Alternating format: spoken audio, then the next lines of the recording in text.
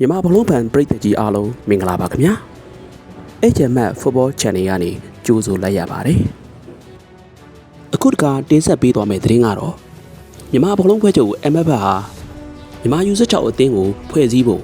မြို့ကြီး9မြို့ကိုတွားရောက်ပြီးကစားသမားတွေရွေးချယ်သွားမယ်ဆိုတဲ့သတင်းပဲဖြစ်ပါတယ်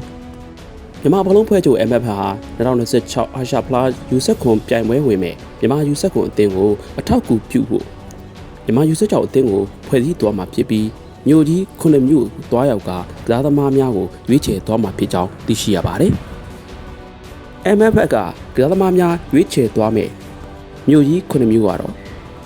ရန်ကုန်၊မန္တလေး၊နေပြည်တော်၊ပသိမ်၊မော်လမြိုင်၊မြစ်ကြီးနားနဲ့တောင်ကြီးမြို့တို့ပဲဖြစ်ပါတယ်။အဲ့ဒီ9မြို့ကနေပေါ်ထွက်လာမယ့်ကစားသမားတွေရဲ့မြို့သားဘောလုံးအကယ်ဒမီရန်ကုန်ရဲ့မြန်မာဘောလုံးအကယ်ဒမီမန္တလေးရဲ့တက်မတော်ဘောလုံးအကယ်ဒမီကနေကစားသမားတွေပေါင်းဆက်ပြီးရန်ကုန်မြို့မှာအပြည့်သက်လူရွေးချယ်ပွဲတွေထပ်မံပြုလုပ်သွားမယ်လို့သိရှိရပါတယ်။အဲ့ဒီကိုရွေးချယ်ပြီးမှမြန်မာယူ16အသင်းကိုဖွဲ့စည်းသွားမှာဖြစ်ကြောင်းသိရှိရပါတယ်။အခုလိုမြန်မာတနိုင်ငံလုံးတိုင်းတာနဲ့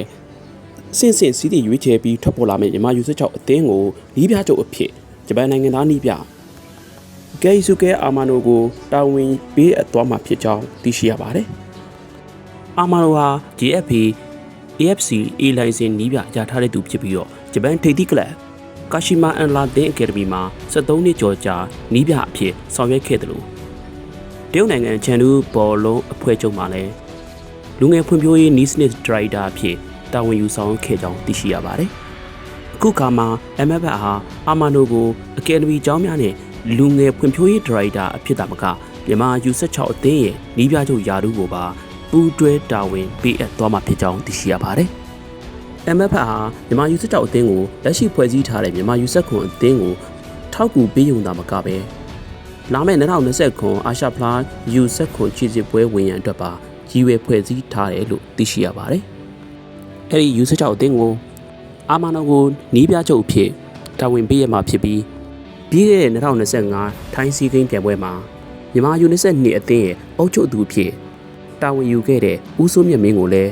မြန်မာယူဆက်ကြောက်တင်းရဲ့အုပ်ချုပ်သူအဖြစ်တာဝန်ပေးရတော့မှာဖြစ်ကြောင်းသိရှိရပါတယ်။မြန်မာယူဆက်ကြောက်တင်းရွေးချယ်မဲ့ပုံစံဟာတကယ်ကိုကောင်းမွန်တဲ့ပုံစံဖြစ်တာကြောင့်ကစားသမားကောင်းများရရှိလာမှာကတော့အသေးချာပါလို့ယုံကြည်မိပါတယ်။ရွေးချယ်မှုမှန်ကန်မယ်လို့လည်းထင်မိပါတယ်။အဆုံးထိနားထောင်ပေးခဲ့တဲ့အတွက်အားလုံးကိုကျေးဇူးတင်ပါတယ်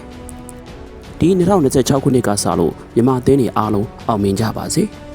မြန်မာဖန်ပရိသတ်ကြီးလည်းကျမ်းမာချမ်းသာကြပါစေ။